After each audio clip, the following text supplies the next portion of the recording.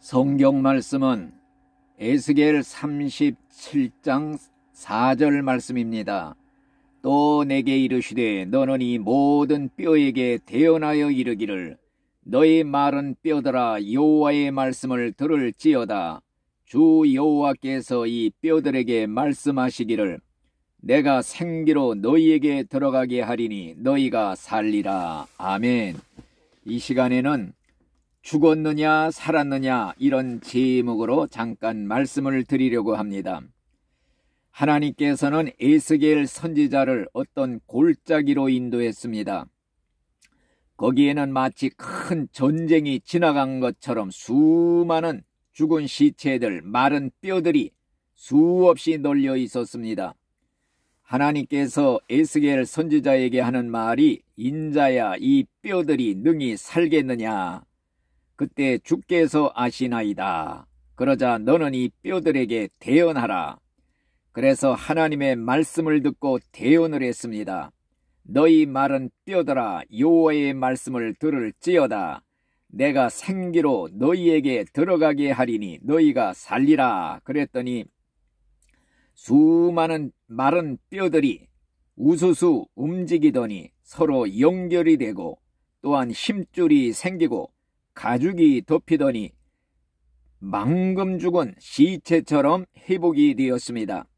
그러나 아직도 그 속에는 생명이 없었습니다. 두 번째로 하나님의 말씀을 받아 대언을 했습니다. 사방에 있는 생기들아 그 속에 들어가서 살아나게 하라. 그랬더니 모든 시체들이 살아나 큰 군대가 되었다. 이런 말씀이 기록이 되어 있습니다. 에스겔이 본 이 환상은 보통 세 가지로 해석을 합니다. 첫째는 역사적으로 이스라엘 백성이 바벨론에게 멸망을 당해서 결국 포로 70년 노예 생활한 것이 마치 소망 없는 마른 뼈와 같은 상태였음을 보여주는 것입니다. 그러나 마른 뼈가 살아나듯이 70년 만에 해방이 되어서 고국에 돌아와 성전을 다시 세우고 나라를 세울 것에 대한 예언의 환상이었던 것입니다. 둘째로는 영적으로 죄와 허물로 죽었던 전 인류의 영혼들이 하나님의 말씀을 대언할 때 정말로 죽은 영혼이 살아나는 성령의 역사를 가리켜주는 예언의 환상인 것입니다. 셋째로는 말세 예수님이 재림할 때 하나님의 나팔 소리가 울릴 때 일어나라는 주님의 음성이 들릴 때 무덤 속에 있던 마른 뼈와 같은 수많은 시체들이 다시 무덤에서 부활할 것을 보여주는 환상이라고 볼 수가 있습니다. 이 세 가지 환상 중에 현재 우리에게 해당되는 두 번째 해석을 잠시 생각해 보면서 은혜를 나누고자 하는 것입니다.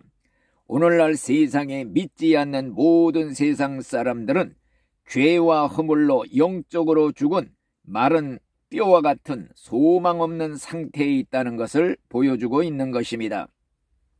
성경 말씀에 보면은 믿지 않는 사람들은 다 죄와 허물로 죽은 시체와 같은 살아있는 산송장 같은 인간들이다. 이런 것을 보여주고 있는 것입니다.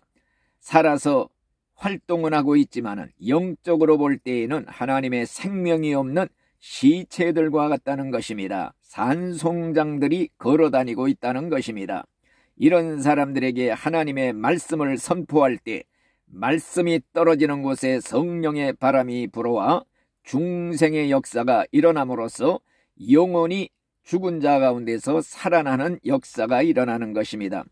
그래서 중생을 우리는 영혼의 부활이다 이렇게 말합니다.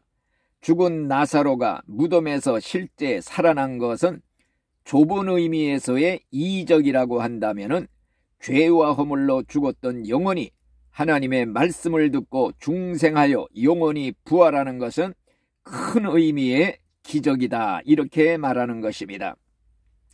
우리 예수님께서도 사람이 거듭나지 않고는 천국에 들어갈 수가 없느니라 이런 말씀을 했습니다. 바로 영혼의 부활, 중생이야말로 천국 가는 커트라인인 것입니다. 중생은 해도 되고 안 해도 되는 상관없는 것이 아니라 중생하지 않고는 천국 갈 수가 절대로 없으며 천국 가는 예외가 없다는 절대적인 말씀인 것입니다.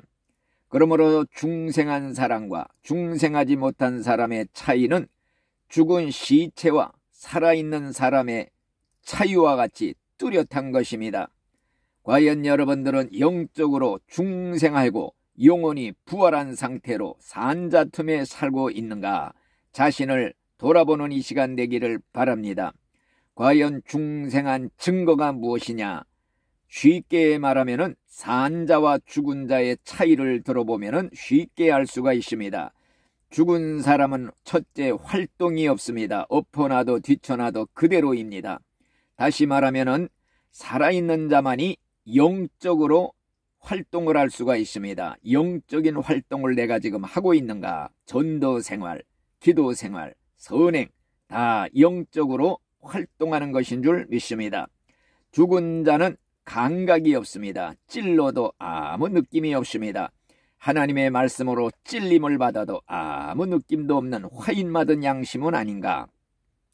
또한 죽은 자는 호흡이 없습니다.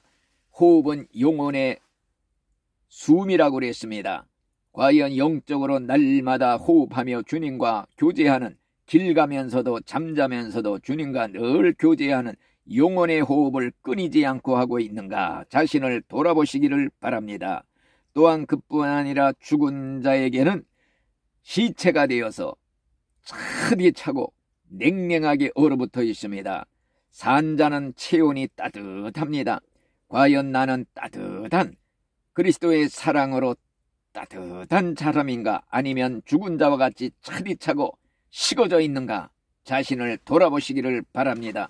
과연 죽은 자와 산 자의 차이처럼 영혼이 영적으로 부활한 자와 영혼이 죽어있는 시체는 뚜렷한 차이가 있으니 이것이 바로 구원받은 자와 구원받지 못한 자의 차이가 된다는 것을 꿈에라도 잊지 말고 산자로서 생명 있는 그리스도의 군대로서 우리가 살아 바쳐야 될 줄로 믿습니다. 아멘.